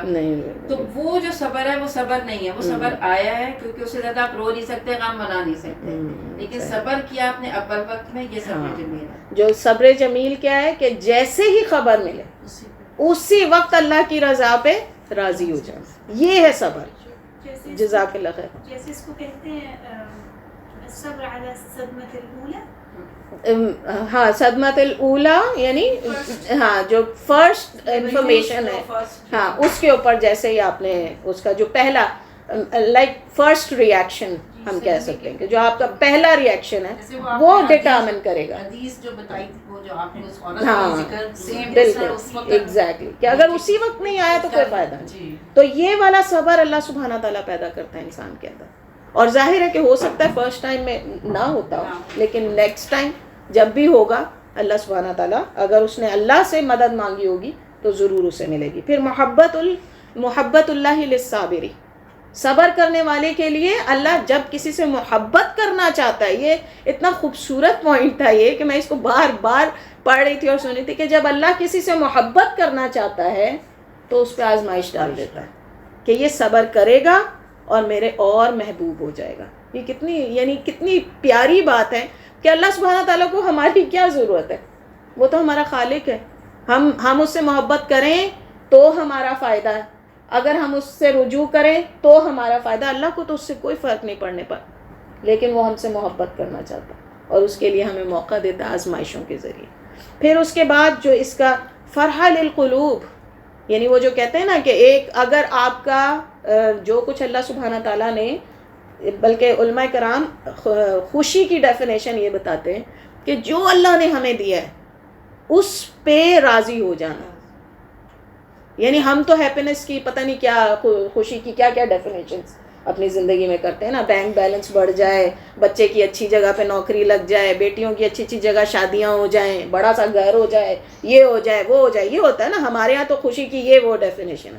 لیکن علماء کرام کہتے ہیں خوشی کی اصل ڈیفینیشن یہ ہے تمہارے پاس کم ہو لیکن تم اس پہ خوش ہو، تم اس پہ راضی ہو، اور اس پہ تمہاری قناعت ہو. یہ دیتا اللہ سبحانہ تعالیٰ. یعنی دل کی، جس کو قلب سلیم دے دیا گیا، جس کو مطمئن دل دے دیا گیا، یہ اتنی بڑی اللہ سبحانہ تعالیٰ کی نعمت ہے جو ہر ایک کو نہیں ملتی. یہ کس نتیجے کا ہے؟ کس چیز کا نتیجہ ہے یہ اس آزمائش کا نتیجہ جس پہ ہم نے صبر کیا. نہ اللہ آزمائش بھیجتا، نہ ہم صبر کرتے، نہ ہمیں ایسا دل ملتا. پھر اس کے بعد پھر شکر کرتا ہے بندہ. جب کوئی بیمار تھا اللہ نے اس کو صحت دی، خدا نہ خواستہ کسی قسم کے کوئی جاب کرائسس آ گئے، اللہ سبحانہ تعالیٰ نے اس میں سے نکالا. اسی طریقے سے اور کوئی سچویشن ہو گئی تو انسان کیا کرے گا؟ پہلا کام اس کا کیا ہونا چاہیے؟ اللہ سبحانہ تعالیٰ کا شکر ادا کرنا.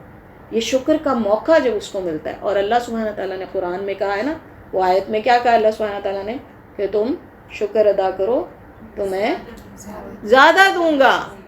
تو انسان اگر شکر ادا کرتا ہے تو اللہ سبحانہ تعالیٰ اپنی نعمتیں اور زیادہ بڑھا دیتے ہیں. سارے موقع اللہ ہی ہمیں دے رہے ہیں. یعنی اللہ سبحانہ تعالیٰ اتنی ساری چیزوں کے موقع ہمیں دے رہے ہیں، کس لیے؟ کہ ہم اس سے فائدہ اٹھائیں، اور فائدہ اللہ کو کوئی نہیں ملنے والا اس کے بدلے. پھر اس کے بعد جو شخص مدد کرے کسی کے اوپر کوئی تکلیف آئی ہے، کسی کے اوپر کوئی آزمائش آئی ہے، کسی پہ کوئی مصیبت آئی ہے، تو لوگ مدد کرنے کو آگے بڑھتے ہیں کہ لوگ ایک دوسرے کی مدد کرتے ہیں. کہ ابھی فلڈ کرائسس آئے ہوئے ہیں پاکستان میں, پھر دنیا کے اندر اسی طریقے سے اور جگہوں پہ, جب سیریا میں جب جنگ ہوئی تو مسلمانوں نے آگے بڑھ کے مدد کی نا. تو یہ جو مدد کرنے والا ہے, یہ جو مدد کرنے والا انسان ہوتا ہے وہ بھی کسی اجر سے خالی نہیں رہتا. اس کے لیے بھی اللہ سبحانہ تعالیٰ نے اپنے انعام کا وعدہ کیا. یعنی مددگار کو بھی, یہ ایک بندے پہ آزمائش آئی ہے لیکن اس سے جڑے ہوئے دوسرے جو لوگ ہیں وہ بھی سبحان اللہ اس شخص کی آزمائش کی وجہ سے, آزمائش دوسرے بندے پہ آئی ہے لیکن نعمتیں کس کو مل رہی ہیں؟ جو اس کی مدد کرنے والا. اللہ اکبر. یعنی کبھی آپ سوچیں کہ کس طریقے سے اللہ سبحانہ تعالیٰ اپنے بندوں کے لیے کیا کیا کر رہا ہے. یعنی اللہ ہمارے لیے کیا کیا راستے کھول رہا ہے کہ کسی طریقے سے ہم جنت میں چلے جائیں, کسی طریقے سے ہم جو ہے وہ پاک اور صاف اور طیب ہو جائیں, اور کسی طریقے سے ہم اپنی جو ہے وہ بھلائی کر لیں. پھر اس کے بعد اس کے نتیجے میں, ان آزمائشوں کے نتیجے میں انسان کو ان نعمتوں کی قدر ہوتی ہے کہ جو اس کے پاس تھی اس نے کبھی اس پہ غور نہیں کیا تھا. صحت جاتی ہے تو پتہ چلتا ہے کہ ہاں جی صحت بھی کوئی نعمت تھی. دولت نکلتی ہے ہاتھ سے تو انسان کہتا ہے ہاں واقعی پیسہ تھا تو کتنی آسانیاں تھیں. شوہر ہوتا ہے پاس تو انسان کہتا ہے کہ واقعی دیکھو میرا شوہر. یعنی سبحان اللہ, اللہ تعالیٰ سب کے ازواج کو سلامت رکھے. بیوی بھی جائے گی تو شوہر کو پتہ چلے گا کہ ہاں جی کیا ایک نعمت تھی جو میرے پاس تھی. تو یہ جب انسان سے نعمت چھنتی, کیونکہ آزمائش اور ابتلا ہوتی کیا ہے, کوئی نعمت کا چھننا ہے نا. سکون میں بیٹھے ہوئے تھے, جنگ شروع ہو گئی, آرام سے اپنے گھروں میں بیٹھے تھے, سیلاب آ گیا, گھر ڈھہ گیا سارا کا سارا, ہے نا. تو ہوتا کیا ہے, آزمائش اور ابتلا میں ہمیشہ انسان کا کوئی نقصان ہی ہوتا ہے, کوئی نعمت ہی چھنتی ہے. اور اس کی قدر کب آتی ہے؟ جب انسان کے اوپر کوئی آزمائش آتی ہے, تو انسان قدردانی کرتا ان نعمتوں کی. پھر اسی طریقے سے خفیہ فائدے اللہ نے رکھے ہوئے ہیں بہت ساری چیزوں کے اندر, ہمیں نہیں پتہ چلتا. سورۃ الکہف کے 3 واقعات ہے نا, جب حضرت موسیٰ جاتے ہیں خضر علیہ السلام کے پاس تو ان کے سامنے تو تینوں کی تینوں چیزیں انہوں نے بہت ہی بری کی تھی.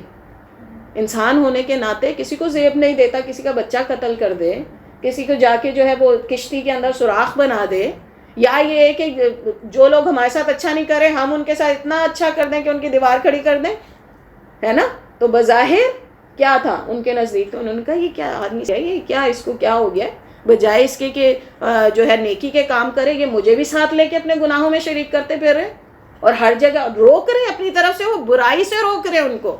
لیکن جو اس کے خفیہ فائدے تھے وہ نہ حضرت موسیٰ کو پتہ تھے نہ باقی دیکھنے والوں کو, وہ صرف اللہ سبحانہ تعالیٰ جان. ہر آزمائش میں ایک خفیہ فائدہ بھی رکھا ہوتا ہے اللہ تعالیٰ نے ہر ایک کے لیے. جس پہ آزمائش آئے گی, جس پہ ابتلا آئے گی, اس میں کچھ نہ کچھ ایسے چھپے ہوئے فائدے ہوں گے جو انسانی آنکھ نہیں دیکھ سکتی, دل محسوس نہیں کر سکتا. پر اس پہ یقین بہت ضروری ہے. جو خفیہ فوائد ہیں وہ صرف الحکیم جانتا ہے, اللہ سبحانہ تعالیٰ جانتے ہیں. پر ہمارا ایمان ہونا چاہیے اس بات پہ. بہت دفعہ اگر انسان صرف یہ بھی کہہ دے نا اپنے آپ کو, ہاں مشکل تو بہت بڑی ہے لیکن اللہ کو پتہ ہے کہ اس کے اندر مجھے کیا فائدے ملنے والے ہیں, تو اس کی بہت بڑی جو سر پہ ٹینشن ہوتی ہے نا وہ کام ہو جاتی ہے, بہت بڑی. آگے اس کو سوچ, ہم نے کہا نا علم ملتا ہے تو اس کو آگے سوچنے سمجھنے کی صلاحیت مل جاتی ہے کہ اب میں نے اس کے بعد کیا کرنا ہے جو یہ پرابلم میرا کم ہو سکے. پھر عاجزی اور انکساری انسان کے اندر پیدا ہوتی ہے, کیونکہ وہ کہتا ہے کہ دیکھو میں, یعنی ایک تو یہ وجہ ہو سکتی ہے کہ دوسرے لوگوں پہ ڈپینڈنٹ ہوں, تو میری اپنی تو کوئی قدرت ہے ہی نہیں. اللہ پہ بھی ڈپینڈنٹ ہوں, اللہ کے بعد کچھ لوگوں کو اللہ نے وسیلہ بنایا اس دنیا میں, ان پہ بھی ڈپینڈنٹ ہوں. تو خود مجھے یعنی نہ صرف یہ کہ دوسروں کی شکر گزاری ہوگی, اس کے اندر احسان مندی ہوگی, اسی طریقے سے لوگ اپنے آپ کو متکبر ہونے سے بچا لیں گے. کبر جو ہوتا ہے نا انسان کے اندر, میں پتہ نہیں کیا چیز ہوں, میں پتہ نہیں کیا ہوں, میں اپنے سارے پرابلمس خود سالو کر سکتی ہوں, مجھے کسی کی ضرورت نہیں ہے, وہ ختم ہو جاتا ہے انسان کے اندر سے جب اس کے اوپر آزمائشیں آتی ہیں اور وہ کسی دوسرے مددگار کی وجہ سے اس کی وہ پرابلم دور ہوتی ہے. پھر انسان کے مقام کی بلندی ہوتی ہے. ایک وہ بتا رہے تھے, ایکسپلین کر رہے تھے کہ فار ایگزامپل اللہ سبحانہ تعالیٰ نے کہا ہے کہ فلانے شخص کو میں نے جنت کے 99 فلور پہ بھیجنا ہے, ٹھیک ہے. اللہ سبحانہ تعالیٰ نے ڈیسائیڈ کیا نا ہم سب کے لیے کہ اس کو فلاں فلور پہ بھیجنا ہے. آپ کو پتہ ہے 100 اس کے لیولز ہیں نا, 100 درجے ہیں اس کے. تو اللہ نے ڈیسائیڈ کیا ہے کہ اس شخص کو 99 لیول, لیکن اس کے کام جو ہیں وہ تو 50ویں والے بھی نہیں. جو اس کے کام ہیں یعنی جو اس کے نیک اعمال ہیں وہ 50ویں والے بھی نہیں. اب اس کو سپیڈ لگانی ہے تو کیا کیا جائے؟ تو اللہ سبحانہ تعالیٰ ایسے بندے پہ آزمائشیں بھیج دیتے کہ سبحان اللہ وہ جو 45 لیولز کا وہ ڈفرنس تھا وہ صرف اس ایک آزمائش پہ صبر کرنے کی وجہ سے ختم ہو گیا. عام زندگی میں اس کو اتنا ٹائم تھا کہ وہ اس کو پورا کر سکتا. اتنی نیکیاں کر سکتا ہے کوئی انسان اتنی جلدی؟ نہیں نا. تو اللہ سبحانہ تعالیٰ اس لیول کو اس مقام کو بلند کرنے کے لیے جنت میں کہ جو انسان خود اپنی نیکیوں سے نہیں کما سکتا لیکن اللہ نے اس کے لیے ڈیسائیڈ کیا ہوا ہے کہ وہ ہائر لیول پہ ہی جائے گا, تو بھی اللہ سبحانہ تعالیٰ اس انسان کے اوپر آزمائشیں بھیج دیتے ہیں اور اس کے صبر کے نتیجے میں اس کو وہ لیول عطا کر دیتے ہیں. پھر گناہوں سے پاکی. ایک صحابیہ چلی جا رہی تھیں تو اتنی زور سے ٹرپ ہو کے گریں کہ بہت شدید ان کو چوٹ آئی, لیکن وہ ہنس رہی بیٹھی ہوئی. تو جو ارد گرد لوگ تھے انہوں نے کہا تم پاگل ہو گئی ہو, یعنی بجائے اس کے کہ تم تکلیف ہو تم کوئی مدد مانگو, اٹھ کے کھڑی ہونے کی کوشش کرو, تم ہنس رہی ہو بیٹھی ہوئی. تو اس نے کہا جس لمحے مجھے تکلیف پہنچی نا اور مجھے اس چوٹ کی تکلیف محسوس ہوئی, اسی وقت مجھے اللہ کے رسول صلی اللہ علیہ وسلم کی وہ حدیث یاد آ گئی کہ مسلمان کو کانٹا بھی چبھے تو اللہ سبحانہ تعالیٰ اس کے لیے جو ہیں وہ جنت میں وہ دیتے ہیں اور اس کو برکتیں اور نعمتیں دیتے. اس کو یاد کر کے مجھے یہ تکلیف بھول گئی. یعنی ایک جیسا وہ نہیں ہوتا ہے جب انسان کسی کے آپریشن کرنے جاتے ہیں اس کو انیستھیزیا دیتے ہیں نا, وہی انسان ہوتا ہے لیکن یعنی اس کو انیستھیزیا دیتے ہیں, آپ چاہے اس کو کاٹو پیٹو اس کا کاٹ پوٹ کر سب کچھ الگ کر دو, اسے پتہ ہی نہیں ہے. تو یہ جو فیلنگ ہے نا انسان کی کہ یہ جو بھی تکلیف مجھے اس کو وہ تکلیف ہی نہیں لگتی. اس کو یہ بات یاد رہتی ہے کہ میری ہر تکلیف کے اوپر اللہ سبحانہ تعالیٰ جو ہے وہ میرے لیے انہوں نے کوئی نہ کوئی انعام کھڑا کر رکھا ہے. پھر توبہ اللہ, انسان کو پتہ نہیں ہوتا اور وہ گناہ پہ گناہ کیے جا رہا ہوتا ہے. آزمائش آتی ہے تو فوراً اللہ کی طرف رجوع کرتا ہے, فوراً اللہ سبحانہ تعالیٰ کی طرف, چاہے کوئی بھی ہو, چاہے مسلم ہو چاہے غیر مسلم ہو, اس کو فوراً اللہ یاد آ جاتا ہے تو اللہ کی طرف رجوع کرتا ہے. اللہ اس کو توبہ کا موقع دیتا ہے. اللہ ہی التواب ہے لیکن اللہ ہی اس کو توبہ کا موقع دیتا ہے. پھر رجوع اللہ, انسان بھاگا جا رہا ہے اللہ سے دور اور اللہ سبحانہ تعالیٰ چاہتے ہیں کہ یہ واپس آ جائے, تو اللہ سبحانہ تعالیٰ اس کے اوپر آزمائشیں ڈال دیتے ہیں, ابتلا ڈال دیتے ہیں, اس کو مصیبتوں میں ڈال دیتے ہیں تاکہ وہ اپنے آپ کو دوبارہ اللہ کی طرف واپس لے آئے اور اللہ سبحانہ تعالیٰ کی جنتوں میں داخل ہو جائے. ابن قیم کہتے ہیں کہ اگر آپ اللہ کی حکمت پہ غور کریں جس کے ذریعے وہ اپنے بندوں اور لوگوں کا امتحان لیتا ہے اور ان کو توفیق دیتا ہے کہ وہ اونچے مقام پہ پہنچیں, تو وہ ان عذابوں اور آزمائشوں کے بغیر حاصل ہی نہیں ہو سکتا. یعنی بیسیکلی ان کے کہنے کا مطلب کیا ہے کہ انسان کو تو شکر کرنا چاہیے. اگر اس پہ کوئی ایسی مشکل آ جائے تو اس کو تو شکر کرنا چاہیے کہ اللہ نے میرے لیے راستہ نکالا جنت میں جانے کا, بجائے اس کے کہ اس پہ اپسیٹ ہو.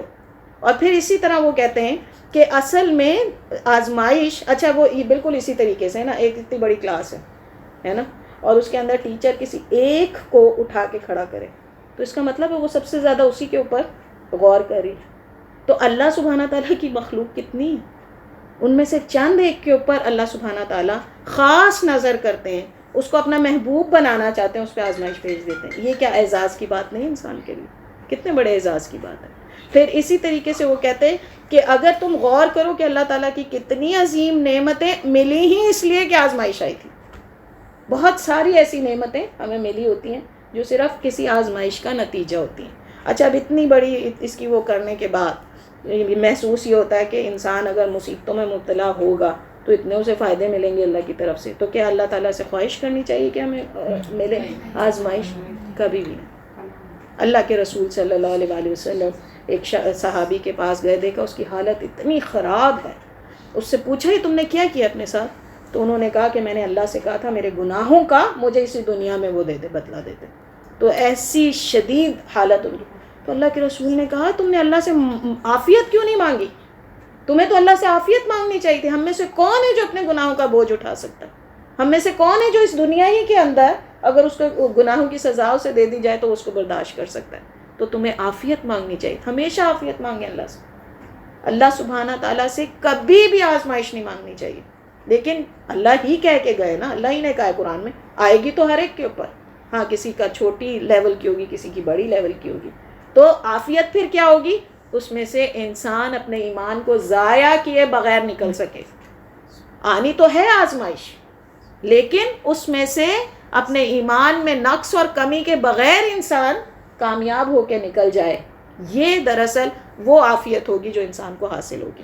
اور پھر آپ سارے یہ پڑھتے ہی ہوں گے جو اللہ کے رسول صلی اللہ علیہ وسلم کی یہ دعا، اللہم انی اسألک العافیہ، ہے نا، فی الدنیا والآخرہ، اللہم انی اسألک العفو والعافیہ فی دینی و دنیای و اہلی و مالی. اور غور کریں اس میں کوئی چیز چھوٹی نہیں، دنیا ہو، آخرت ہو، اولاد ہو، مال ہو، صحت، کوئی چیز نہیں چھوٹی جس کی عافیت انسان کو چاہیے ہوتی. اتنی کامل یہ دعا ہے.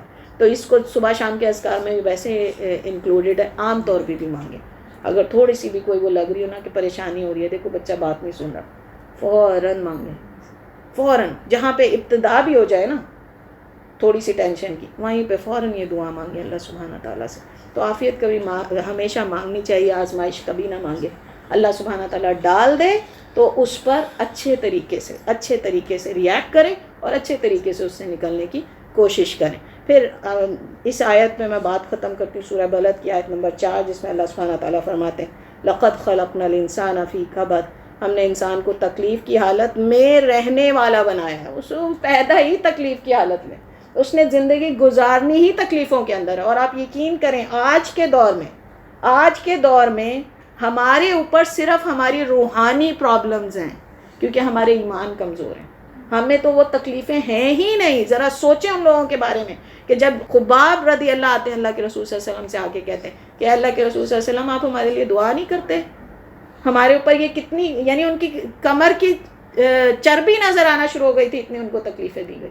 تو اللہ کے رسول صلی اللہ علیہ وسلم غصے میں آ جاتے ہیں اور کہتے ہیں تم سے پہلے والوں کے سروں میں میخیں وہ کیل جو ہے وہ ٹھوک دیے گئے تھے، اور پھر بھی وہ اپنے ایمان پہ قائم. ان کو چیر دیا گیا دو حصوں کے اندر، جسموں کے اندر. ہم پہ تو آزمائشیں ہیں ہی نہیں، اللہ کا بڑا احسان. اگر ان لوگوں اپنی ہسٹری ہم دیکھیں انسانوں کی، آج چلیں آپ ساری جگہ چھوڑ دیں، ابھی جو سیلاب کے متاثرین ہیں ان کی ذرا مشکلیں دیکھ لیں، کیا ہم پہ ویسی آزمائشیں ہیں؟ آپ ان کو یہ جو جنگ زدہ علاقوں کے اندر کشمیر دیکھ لیں، فلسطین دیکھ لیں، یمن دیکھ لیں، سیریا دیکھ لیں، Iran, it's a long list. کیا ہم پہ ویسی آزمائشیں ہیں؟ الحمدللہ ہم تو بہت اچھی حالت کے اندر ہیں.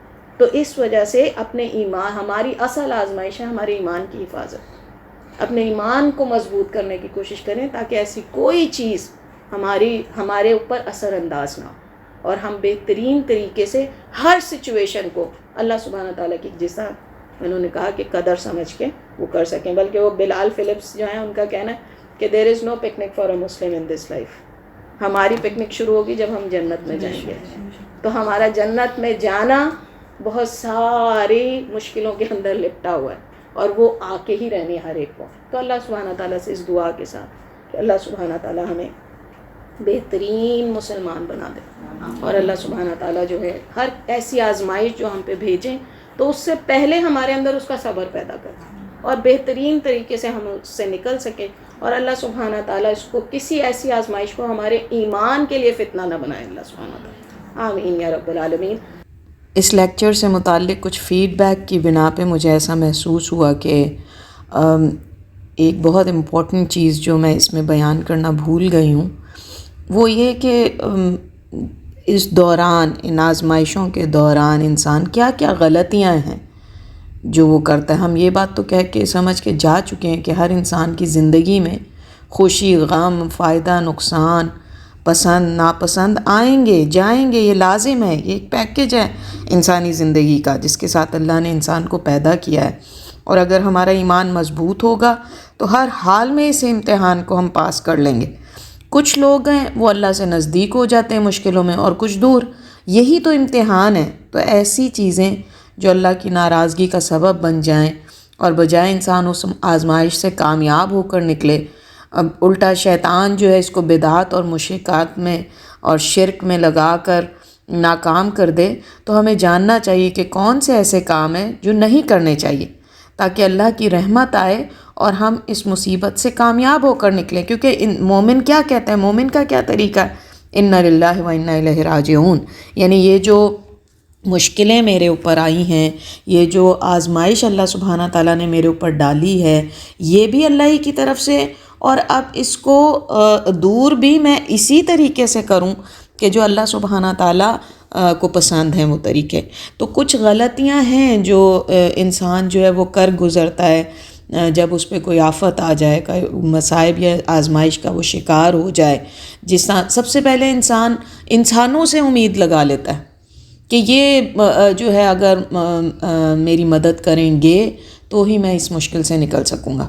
یہ ایک بہت بڑی غلطی ہے. سب سے پہلا رجوع جو ہے سب سے پہلے جو انسان کے دماغ میں بات آنی چاہیے ایسی مشکل کے اوپر وہ یہ کہ مجھے اللہ القہار الجبار المحسن الرحیم کی طرف رجوع کرنا. تو یہ سب سے پہلی چیز ہے جس کو ہمیں کنٹرول کرنا چاہیے جب ہم کسی مشکل کا شکار ہوں. پھر ہوتا کیا ہے کہ جب انسانوں سے مدد کی امید لگا لیتا ہے اور وہ اس کی امید پہ پورے نہیں اترتے تو وہ ان کی طرف سے مایوس ہو جاتا ہے اور پھر اس کے بعد اس کے دل میں ان کی طرف سے جو ہے وہ ہمیشہ کے لیے دل ان کی طرف سے برا ہو جاتا ہے اور ہمیشہ کے لیے دل میں ان کی طرف سے برائی آ جاتی ہے، جبکہ غلطی اس کی اپنی تھی. اس کو انسان سے امید ہی نہیں کرنی تھی کسی قسم کی. پھر دوسری غلطی جو ہم کرتے ہیں وہ یہ کہ ہم سب ایک دوسرے پہ ڈپینڈنٹ ہیں. ہم سب انسان ایک دوسرے پہ ڈپینڈنٹ ہیں اور یہ آزمائشیں جب آتی ہیں تو ایک بندے کو لگتا ہے اس پہ آزمائش آئی لیکن اسی کے ذریعے اللہ دوسرے کو بھی آزما رہا ہوتا ہے. فار ایگزامپل اگر ایک انسان کے اوپر کسی قسم کی آزمائش آئی جس میں اس کو فائنینشیل ہیلپ کی ضرورت تھی، اس کو مورل ہیلپ کی ضرورت تھی، اس کو ضرورت تھی کسی نصیحت کی، اور کوئی انسان جو ہے وہ اس کی مدد کو آگے بڑھتا ہے. اگر اس کو کسی قسم کی کوئی جو ہے وہ مالی مدد چاہیے تھی تو لے لینی چاہیے یہ مدد. دوسرا انسان جس کے اوپر مشکل آئی ہے وہ یہ کہے کہ نہیں میں اپنی چیزیں ساری خود مینیج کر لوں گی، مجھے کسی کی مدد کی ضرورت نہیں ہے، تو یہ بھی عاجزی کے خلاف ہے. یہ بھی عاجزی کے خلاف ہے. بلکہ ایک وہ حدیث ملتی ہے نا جس میں اللہ کے رسول صلی اللہ علیہ وآلہ وسلم نے فرمایا تھا کہ 3 لوگ ہیں کہ جس پہ جنت حرام ہے، جن پہ جنت حرام ہے. تو اس کے اندر ایک تو وہ حکمران جو ظالم حکمران ہے، دوسرا وہ بوڑھا شخص جو زانی ہے یعنی بڑھاپے میں بھی زنا کرتا، اور تیسرا وہ فقیر کہ جو محتاجی کے باوجود لوگوں کی مدد لینے سے انکار کرتا ہے. ان تینوں پہ جنت حرام ہے. تو اس وجہ سے اگر کسی کو کوئی ایسی مدد کی ضرورت پیش آ جائے جس میں اللہ سبحانہ تعالیٰ نے دوسروں کو بھی آزمانا چاہا ہو کہ وہ مالی مدد کرتے ہیں یا نہیں کرتے، ایسی مشکل صورتحال میں اپنے بہن بھائی کی مدد کو آتے ہیں یا نہیں آتے، تو کیونکہ یوزلی اخلاقی مدد تو ہم لے ہی لیتے ہیں، یا اگر کوئی ہمیں نصیحت کرے تو ہم سن تو لیتے ہیں، بے شک اس پہ عمل کریں یا نہ کریں، لیکن جب معاملہ آ جاتا ہے مالی مدد کا تو ہم کہتے ہیں کہ نہیں، ہم کسی کے سامنے کہ اپنے آپ کو مجبور شو کر دیں، ہم اپنی کمزوری شو کر دیں. تو نہیں، اس میں کوئی حرج نہیں ہے. اگر واقعی کسی انسان کو کسی کا احسان مند ہونے کی ضرورت پیش آ جائے تو لے لیں مدد، اور جب اللہ سبحانہ تعالیٰ موقع دیں اس کو بہترین طریقے سے لوٹا بھی دیں. اور جیسا اللہ کے رسول صلی اللہ علیہ وسلم کے پاس جو ہیں وہ مہاجرین آئے اور انہوں نے کہا کہ انصار تو سارا اجر سمیٹ لیں گے، کہ ہم نے جو ہے وہ جس طرح انہوں نے ہماری مدد کی ہے، یعنی اپنے ہر مال کے اندر ہر چیز کے اندر ہمیں اپنا ساتھی بنا لیا. تو اللہ کے رسول صلی اللہ علیہ وسلم نے کہا کہ تم ان کے لیے دعا کرو. تو اگر ایک انسان دیکھتا ہے کہ وہ دوسرے کا احسان مند ہو گیا ہے اور وہ خود اس احسان کو لوٹا نہیں سکتا تو اس کے لیے دعائے خیر کرے. یہ بھی ایک بہترین بدل ہے جو ایک انسان دوسرے انسان کے لیے کر سکتا ہے. لیکن مدد دینے سے انکار نہیں کرنا چاہیے اگر ایک انسان واقعی مجبور ہو. اب کبھی ہوتا ہے کہ انسان کہ اس کے اندر اتنی نہیں فائنینشلی وہ اپنے آپ فیملی کو سپورٹ کر پا رہا ہوتا تو کوئی بات نہیں، اگر کوئی مدد اس کو کر دے تو لے لیں وہ مدد. لیکن یہ کہ بلا وجہ ہاتھ پھیلانا بھی آف کورس جو ہے وہ اس کے خلاف ہے، اس کی اسپرٹ کے. پھر اس کے بعد کچھ لوگ ہوتے ہیں وہ یعنی کسی کا کوئی بیمار ہو گیا ہے، کسی پہ اچانک کسی کا ایکسیڈنٹ ہو گیا، گھر والے کا فار ایگزامپل خدا نخواستہ گھر کے سربراہ کو کوئی ایسی بیماری ہو گئی اچانک کہ وہ کمانے سے مجبور ہو گیا اور گھر پہ بیٹھ گیا، تو باقی گھر والے جو متاثرین ہوتے ہیں بے انتہا بے صبری کا مظاہرہ کرتے ہیں، اور کبھی کبھی تو گھر ٹوٹ جاتے ہیں، بیویاں چھوڑ کے چلی جاتی ہیں، بچے دور ہو جاتے ہیں، یا اسی طرح آپ دیکھیں کہ کبھی والدین جو بوڑھے ہو جائیں، ان کی یادداشت گم ہو جائے، کبھی ایسے والدین جو ہیں وہ بوجھ لگنا شروع ہو جاتے ہیں اولاد کو. یا اسی طریقے سے اگر خدا نخواستہ کوئی اپاہج ہو جائے تو جو گھر والے ان کو بجائے اس کے کہ اس کو سپورٹ کریں، تو ہم دو قسم کے رویے اس موقع پہ دیکھتے ہیں. یا تو لوگ بے صبری کا بے انتہا مظاہرہ کرتے ہیں، یا پھر اس قدر جو ہیں وہ انسان کی سپورٹ بن جاتے ہیں الحمدللہ کہ وہ انسان جو ہے اپنی تکلیف کو بھول جاتا ہے. تو ہمیں ایسے لوگ بننا چاہیے، بے صبری کا مظاہرہ نہیں کرنا چاہیے. لیکن اس کے ساتھ ساتھ کچھ اس قسم کی بدعات اور شرکیہ اعمال میں بھی لوگ مبتلا ہو جاتے ہیں جس کو ایوائڈ کرنا چاہیے. فار ایگزامپل آیت کریمہ کی جو ہیں وہ ختم ہو رہے ہیں، 1.25 لاکھ دفعہ ہم آیت کریمہ کریں گے تاکہ جو ہے ہمارے گھر سے یہ مسئلہ ختم ہو جائے. ہمارا بیمار ہے کوئی تو اس کے اوپر سے بیماری دور ہو جائے. یا قرآن کا ختم کرایا جاتا ہے، یاسین کا ختم کرایا جاتا ہے. اسی طریقے سے لوگوں کو بلا کے دعاؤں کی محفلیں کرائی جاتی ہیں.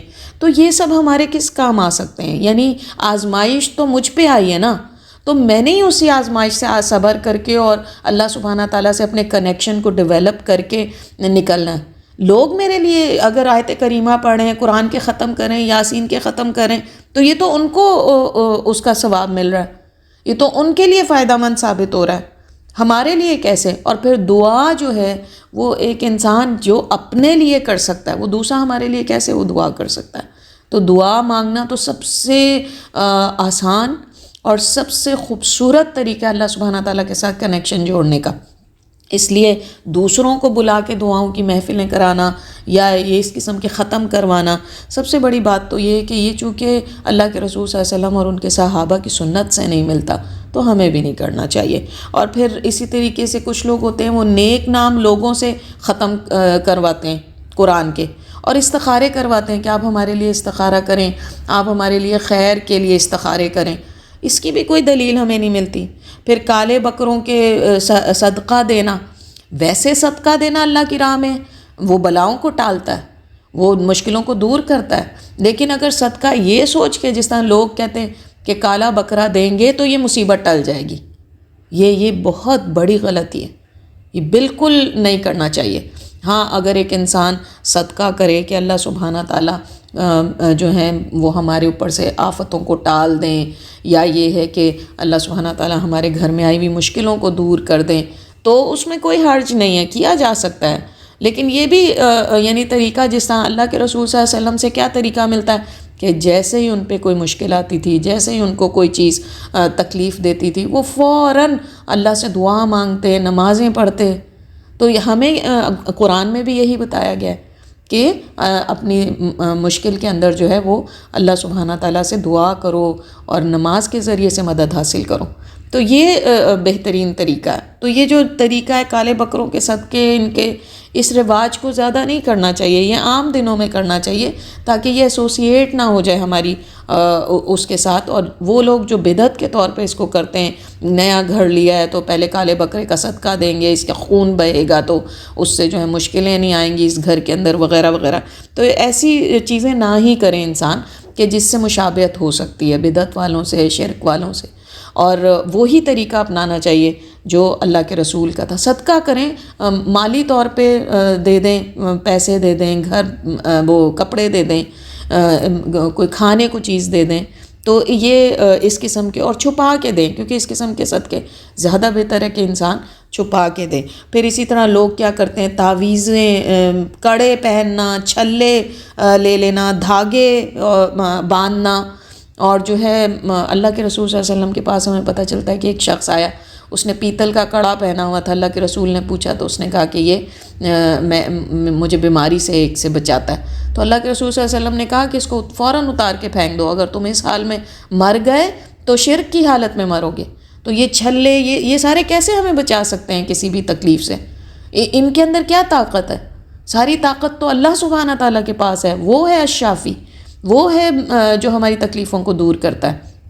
تو ان چیزوں کو نہیں کرنا چاہیے. اچھا پھر کچھ لوگوں کو جب جادو کا شک ہوتا ہے تو وہ کہتے ہیں ہم جادو کا توڑ جادو سے کریں گے. یہ بھی کفر ہے. جادو کا توڑ جادو سے نہیں کیا جائے گا. اللہ کے رسول صلی اللہ علیہ وسلم پہ جب جادو ہوا تو اللہ کے رسول صلی اللہ علیہ وآلہ وسلم کو اللہ تعالیٰ نے حضرت جبریل کے ذریعے کس طرح ان کا جادو ختم کروایا؟ معوذتین کو پکڑ لیں. اور جیسا کہ ہم پہلے ذکر کر کے جا چکے ہیں سورہ بقرہ، ہر قسم کے جادو کا توڑا سورہ بقرہ. اور پھر اسی طرح رقیہ ہے، وہ کریں اگر اس قسم کا کوئی شک ہے. پھر لوگ مزارات پہ دعائیں مانگتے ہیں جا کے. مزار والوں نے کیا کرنا ہے ہمارے لیے؟